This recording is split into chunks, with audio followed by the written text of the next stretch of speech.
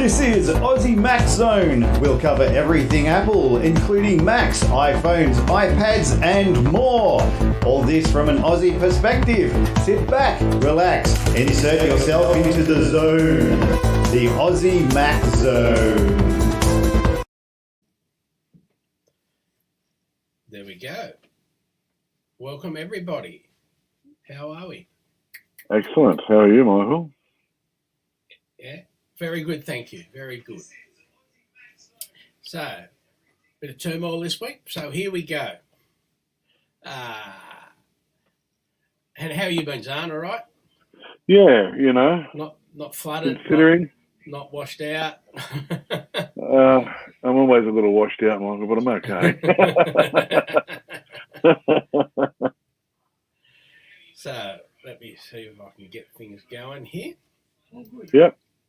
So, our first story this week on show 376. I know, 376. Yeah, our Aussie Apple Ramblings. Very, very simple one to start with. Being the 1st of April. Happy birthday, Apple. So on April 1, 1976, Apple Computer Company was founded by Steve Jobs, Steve Wozniak, and Ronald Wayne. So congratulations to all of them. I reckon, that's amazing. Yeah.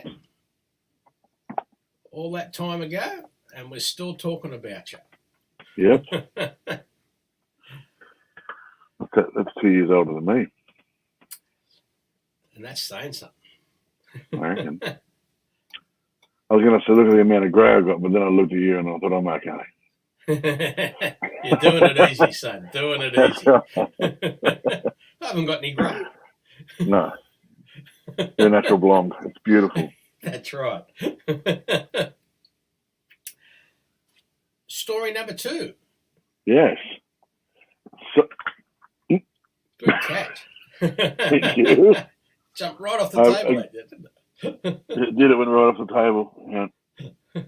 Guys, I apologise again this week.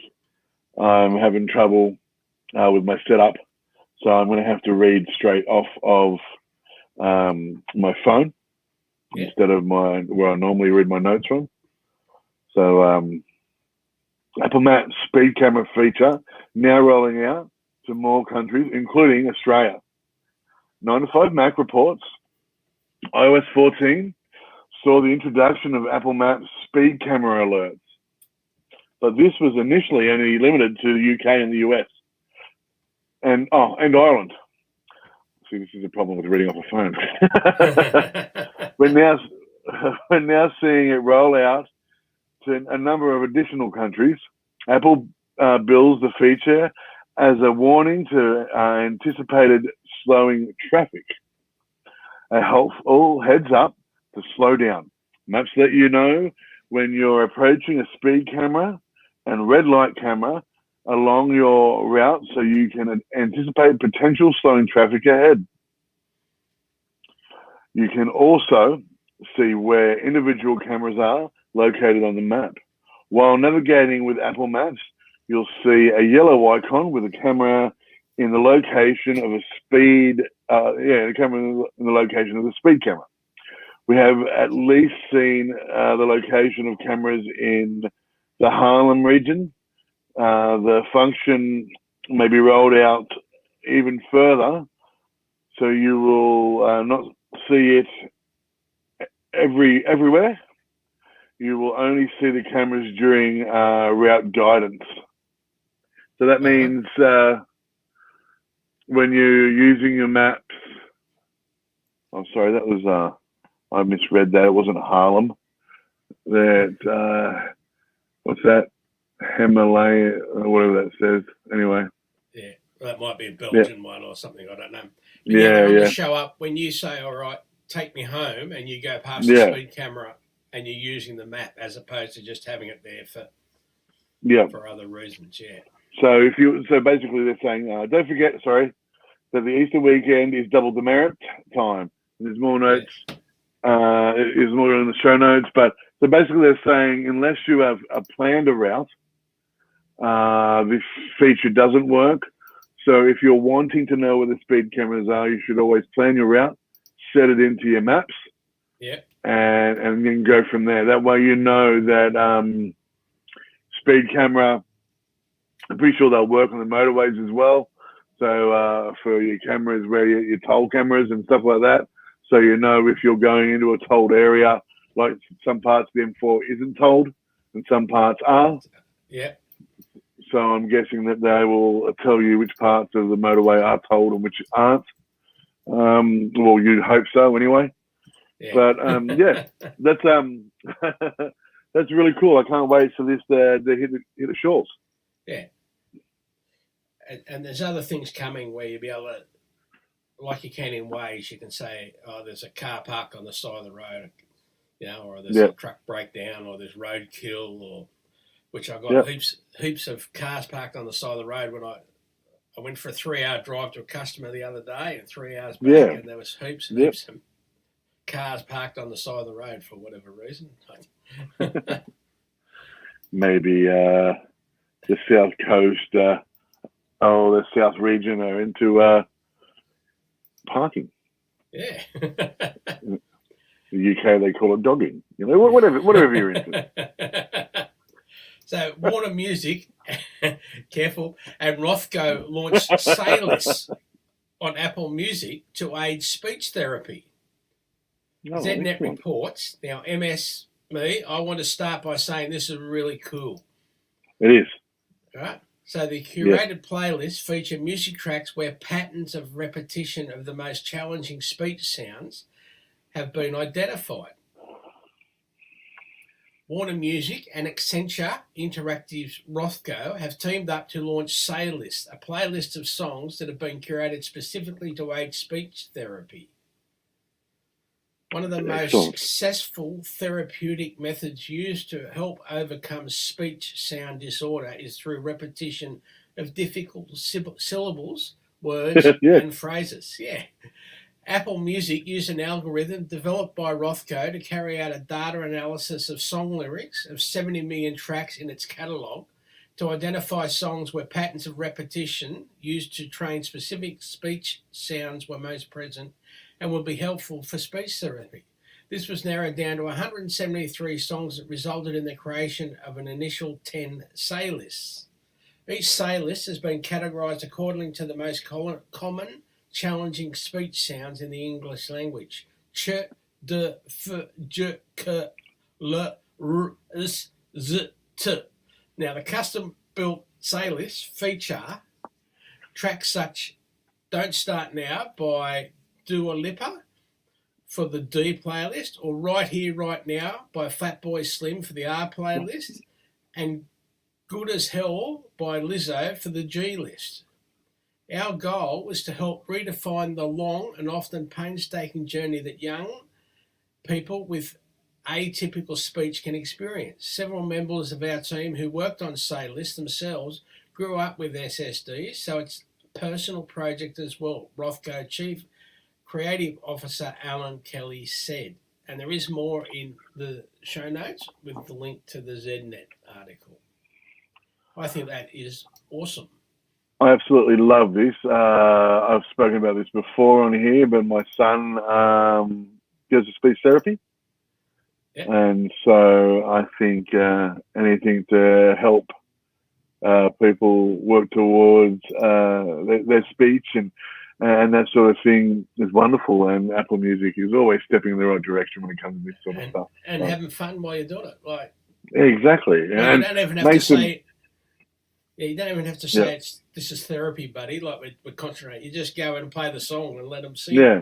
Like, well, Mason loves that song, Good as Hell. Like he'll dance around the lounge room singing it.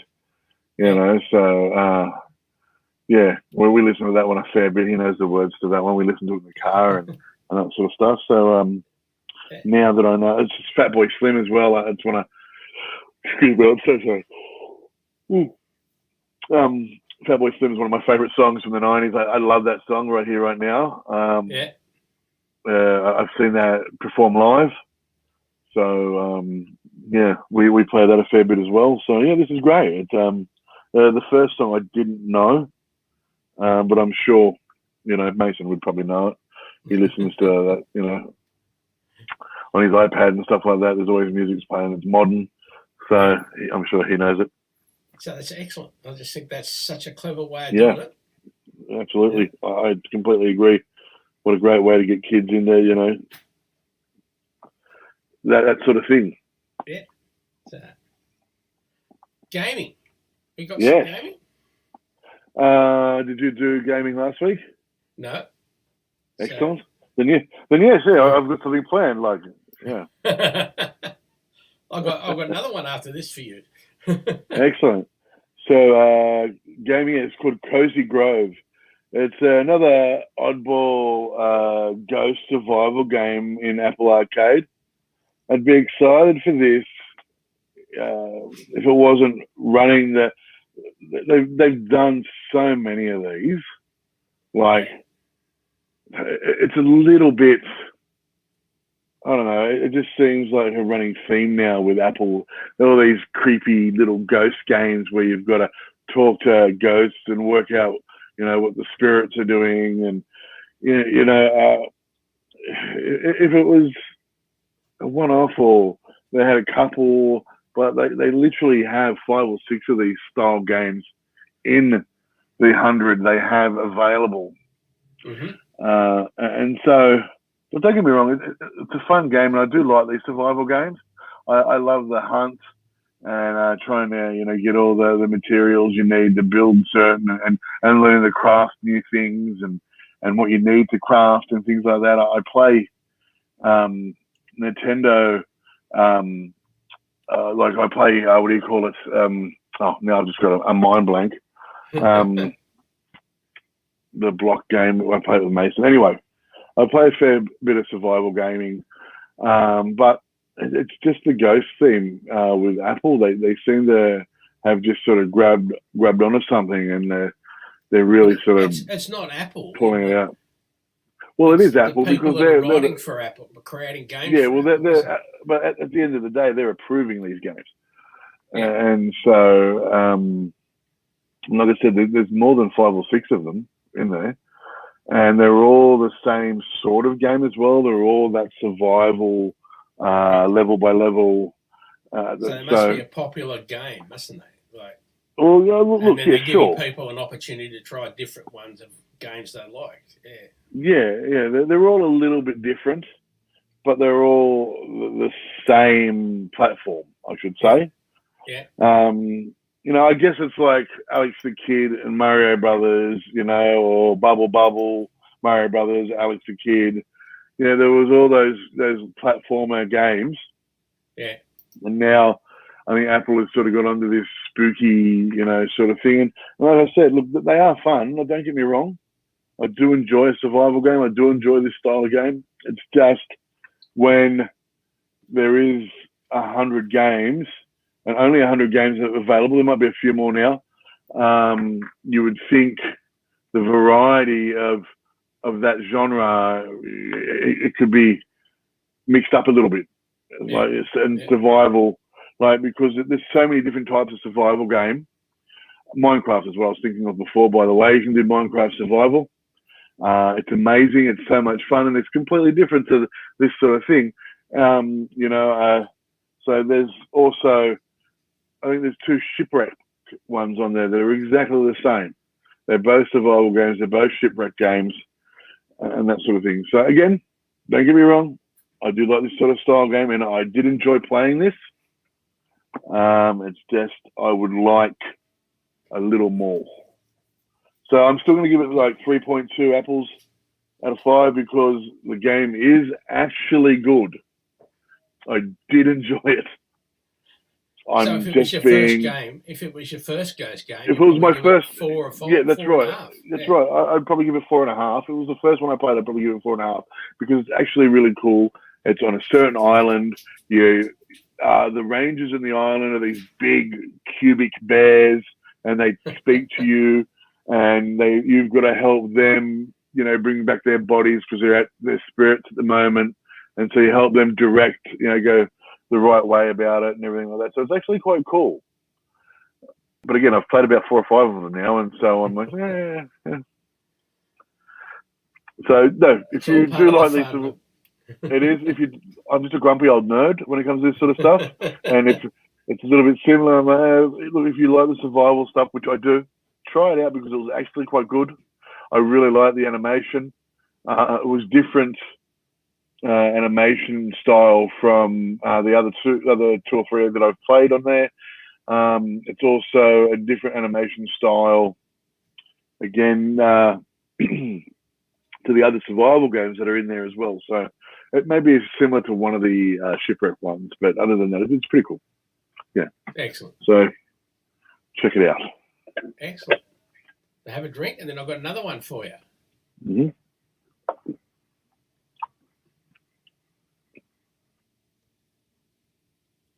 At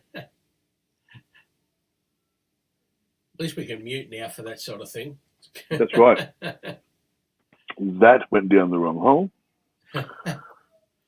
Yes.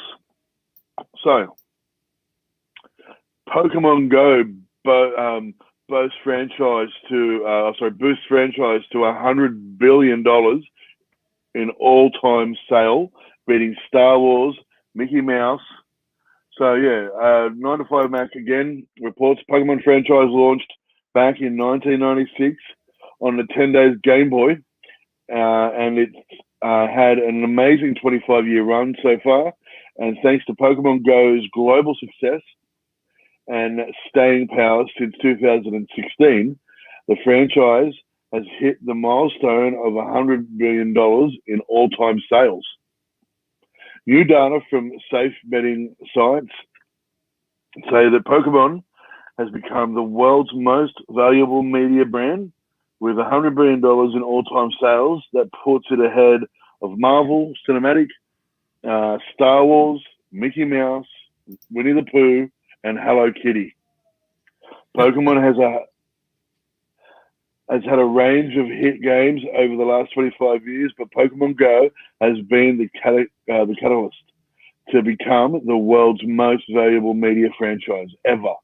Although it was released in 2016, Pokemon Go saw over 100 million downloads in 2020, with 1.2 billion in players send. That made it the third highest grossing mobile game behind PUBG and Honor of Kings. Other new games like Pokemon Home and Quest also have millions of players and added to the franchise value. Meanwhile, the movie adaptation Pokemon Detective Pikachu 2019 earned the second highest at the box office out of any video game movie as of March 2021, grossed earnings of $432 million. So yeah. Now, if you're a fan of Pokemon Go, which I definitely am, this is no surprise. I've been a fan of Pokemon since it was on the Game Boy in 1996.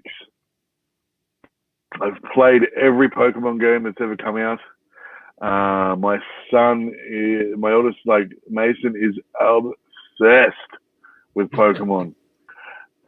He is right now up the hallway of my house playing Pokemon Let's Go, which is linked to his Pokemon Go on his Nintendo Switch Lite. He's got, actually, I think he might be playing Sword from Sword and Shield, actually. I think he took out Pokemon Let's Go and put it back, which, yep, it is. It's right there in its case. So, yeah, so we have multiple versions of Pokemon in the house now. Not just Pokemon Go and Pokemon Sword. We have plushies. We have board games. You name it. We have the Pokemon franchise. So this is no surprise. If you don't have Pokemon Go, I don't know, where have you been? I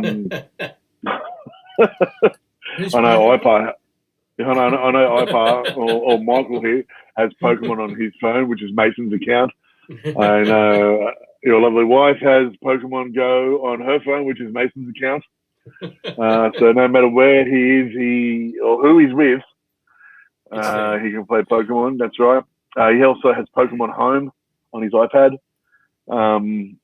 which allows him to swap and trade Pokemon from Pokemon Go to Pokemon Let's Go to Pokemon Sword and vice versa. You can then put them in home and then switch them all around, and so you can play with them all together and that sort of thing, which is very, very cool.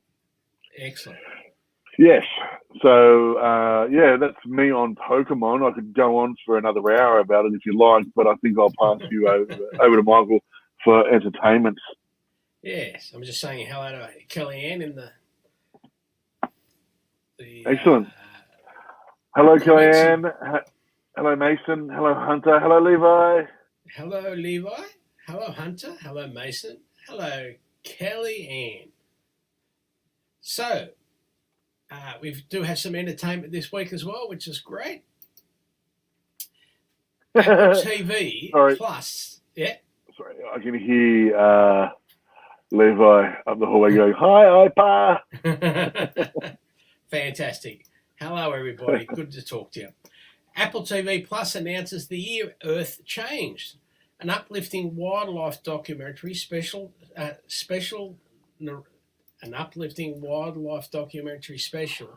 narrated by David Attenborough, heralding Earth Day 2021. Timely special highlighting nature's resiliency is set to premiere globally, along with new seasons of Tiny World and Earth at Night in colour, Friday, April 16 on Apple TV Plus. Now, in celebration of Earth Day 2021, Apple TV Plus will debut The Year Earth Changed, an original documentary special narrated by Emmy and BAFTA award-winning broadcaster David Attenborough, along with second seasons of documentary series Tiny World and Earth at Night. Sir David Attenborough. Yes, sorry. Thank you. Set to premiere globally in more than 100 countries on April 16. Each of these groundbreaking originals will captivate and inspire viewers to herald Earth Day, the world's largest annual environmental movement. During this most difficult year, many people have reappraised the value and beauty of the natural world and taken great comfort from it, said Attenborough. But the lockdown also created a unique experiment that's thrown light on the impact we have on the natural world. The stories of how wildlife responded have shown that making even small changes to what we can do make a big difference. That's because we haven't been out polluting their area as much. And annoying them and getting in their way. Now, showcasing Go ahead.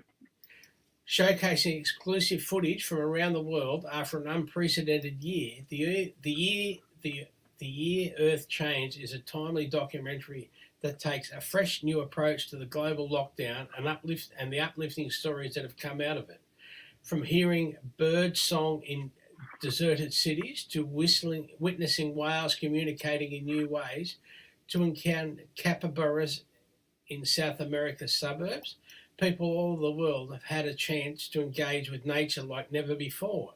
In the 1 hour special, viewers will witness how changes in human behaviour, reducing cruise ship traffic, closing beaches a few days a year, identifying more harmonious ways for humans and wildlife to coexist, can have a profound impact on nature. The documentary, narrated by Sir David Attenborough, is a love letter to planet Earth, highlighting the ways nature bounces back can give us hope for the future. The Year Earth Changed is produced by BBC Studios History Unit, directed by Tom Beard, and there's more in the notes, of course.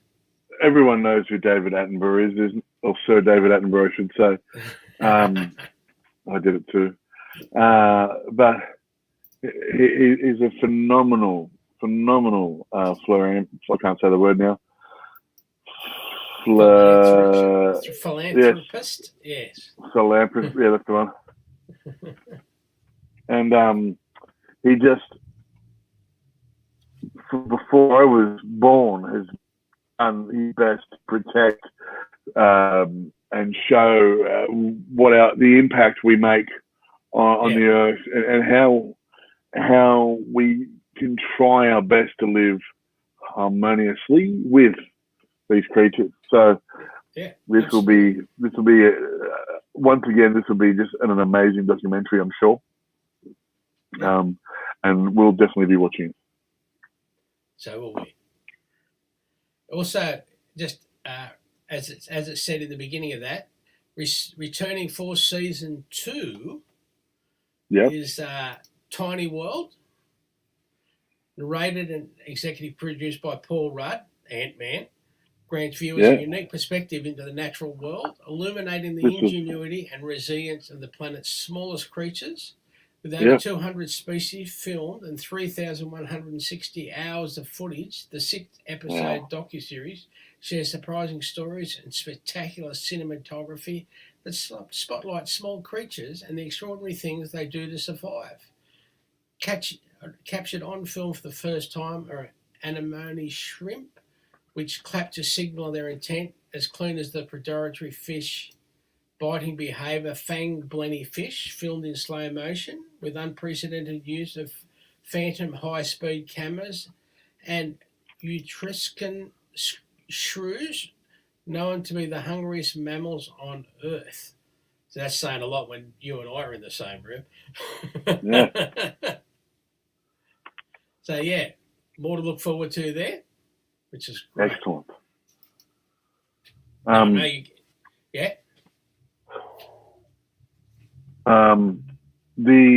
That series with Rudd is phenomenal.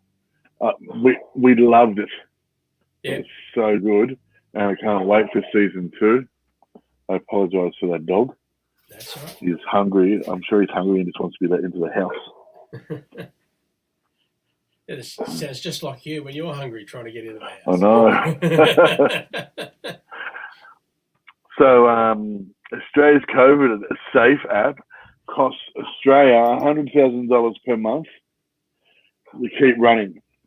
ZNet reports Australia's coronavirus contact tracing app, COVID Safe, was sold as digital sunscreen, with people encouraged by the Prime Minister to download the app in order to have life return to some form of normalcy. There have been over 7 million downloads of the app, but that doesn't necessarily mean it's logged into or being used by individuals that have the app, taking up real estate on your phone. The app has received scrutiny from the country's security community from day one, and it has only accounted for a total of 17 cases found in 81 close contacts of those 17 identified through the app. The Senate Select Committee on COVID-19 also previously said the app significantly underdeveloped on Scott Morrison's promise, and it still worked harder than him, promise that that would enable an opening up, and Jesus. This is the problem with live television, people. Promises that the app would enable an opening up for the economy in a COVID-safe manner. As previously disclosed by the Digital Transmission Agency, the app cost an excess of $5 million. DTA CEO Randall Brogard told, hey? So go. That's right. Yep. Brogard told senators on Thursday night that the cost to keep the app's lights on so far has been around $900,000. The spend to date on the app is that much.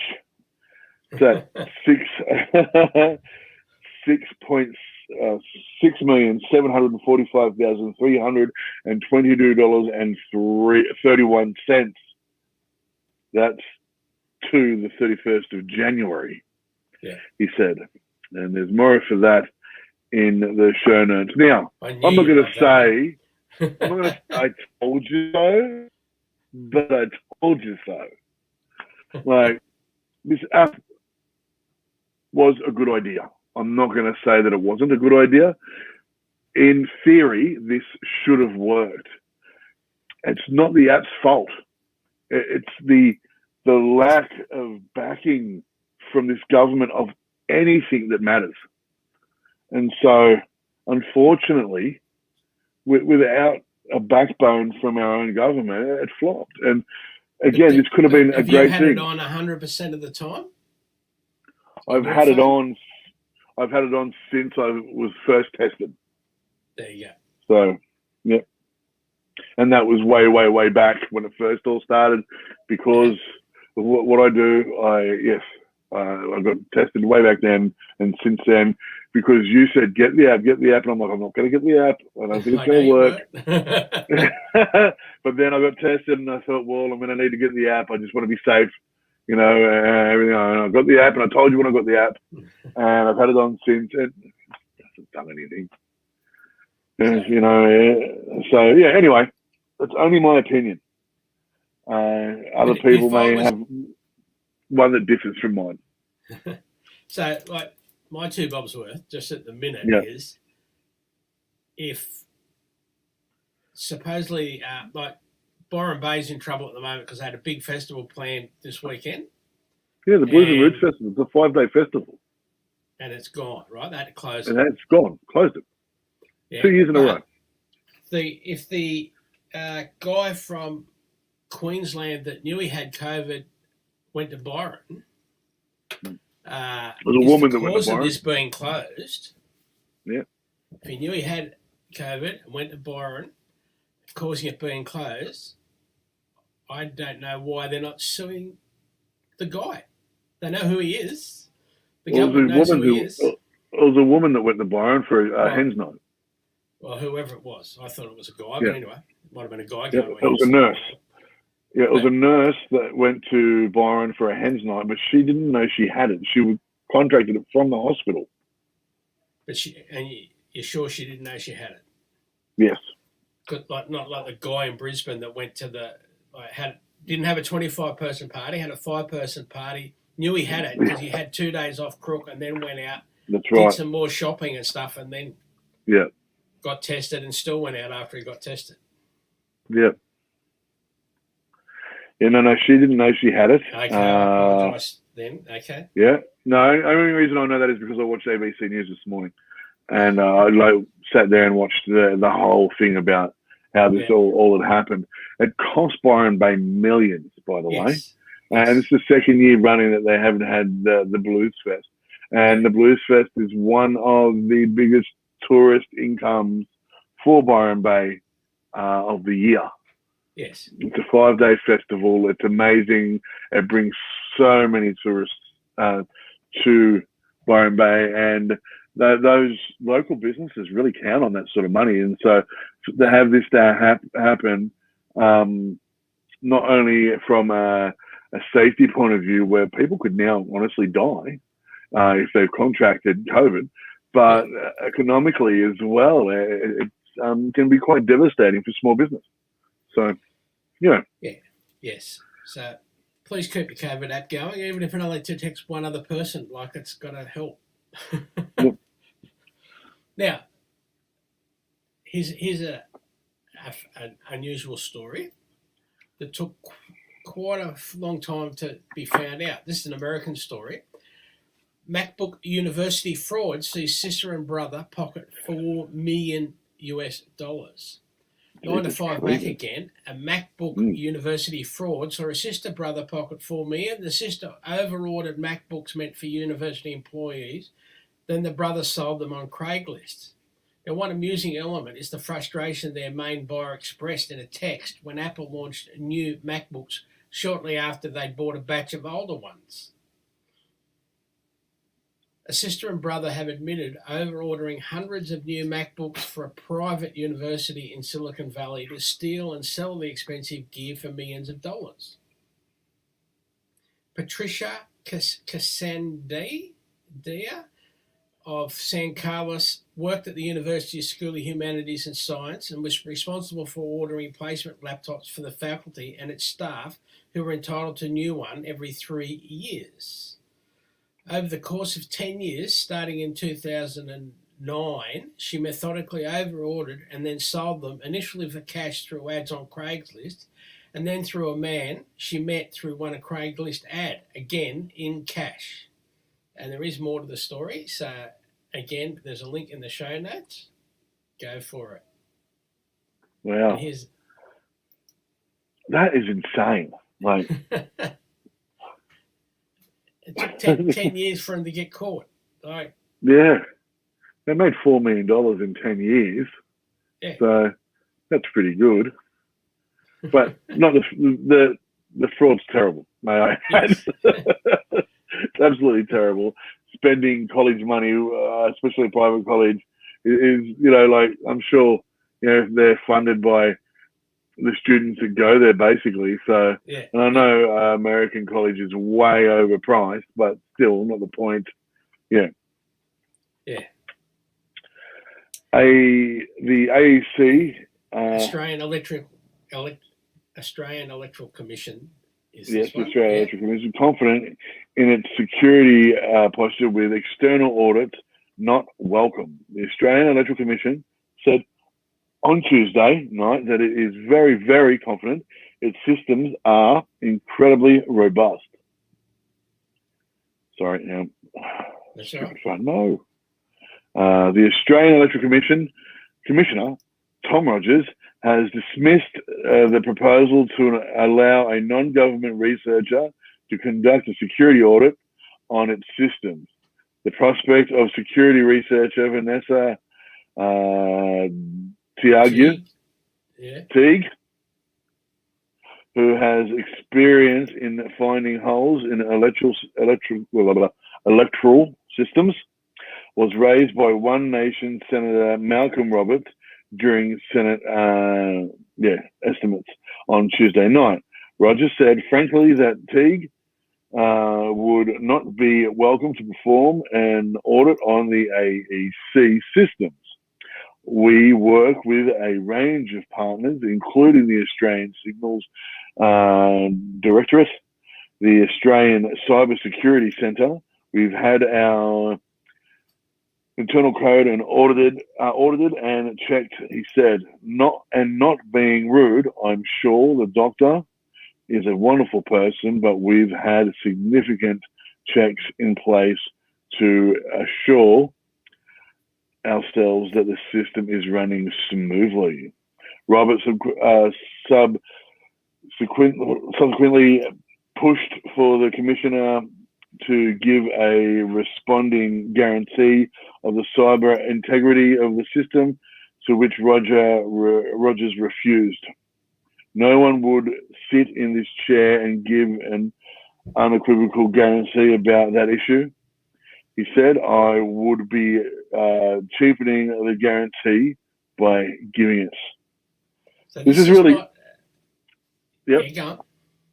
This is really good. Like, no offense again, like he said to the doctor, but if we're confident within ourselves and our security measures that we are safe, especially in something that is so vulnerable. This isn't for people voting, like in America where they vote. This is just taking the names off the list of people that have voted, not their vote, right? Yeah, and, that's right. Yep.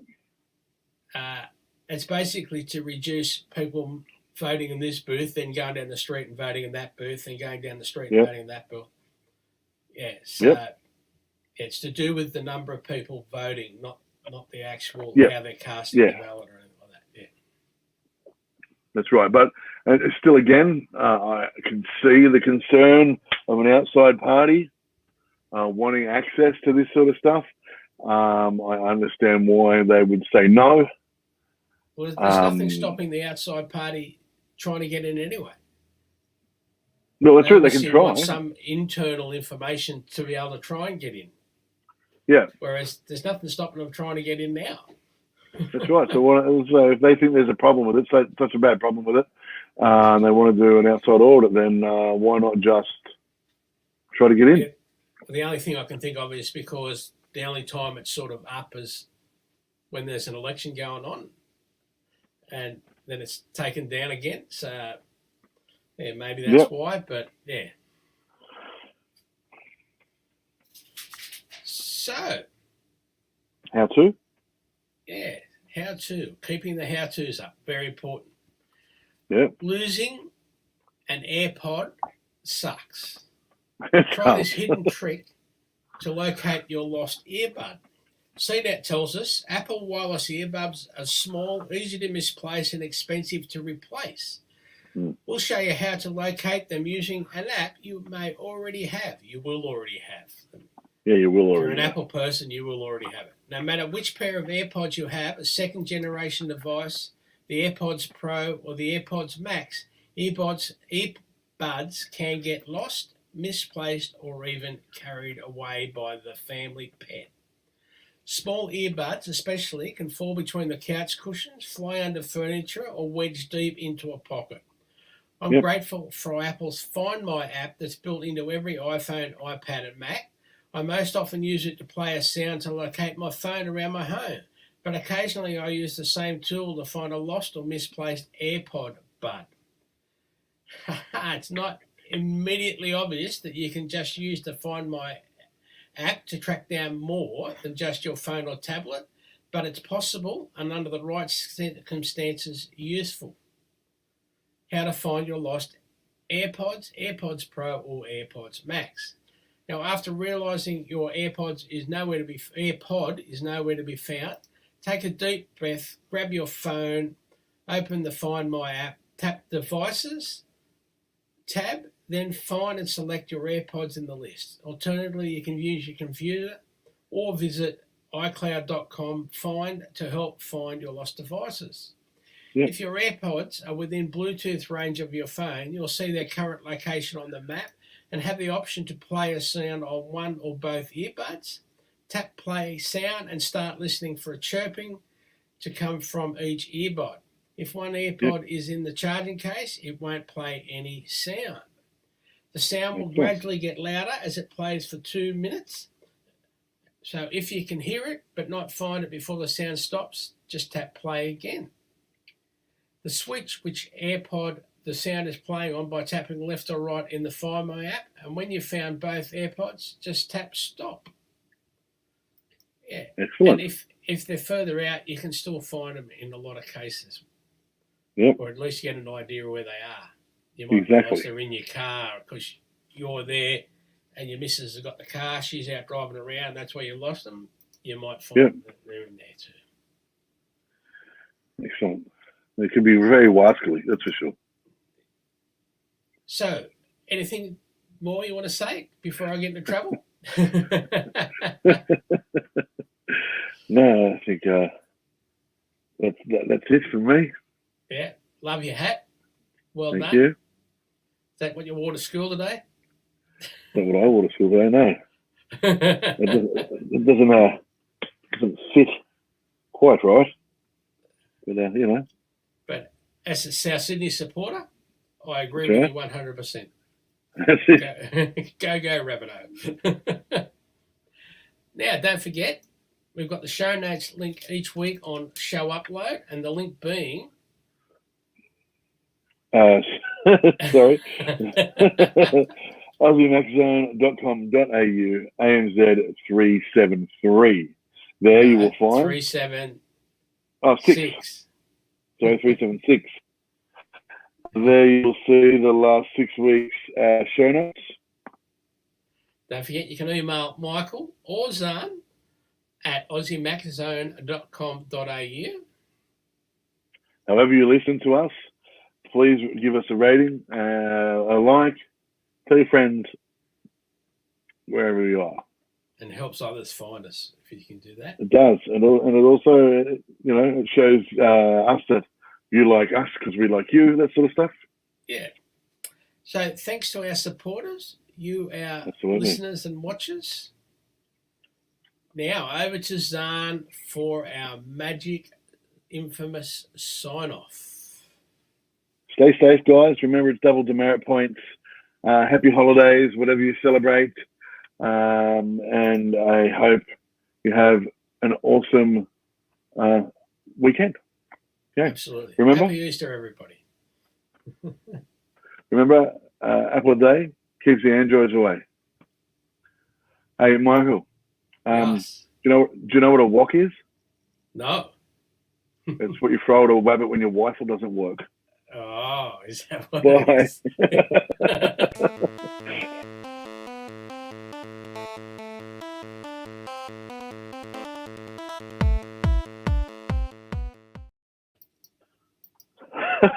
is?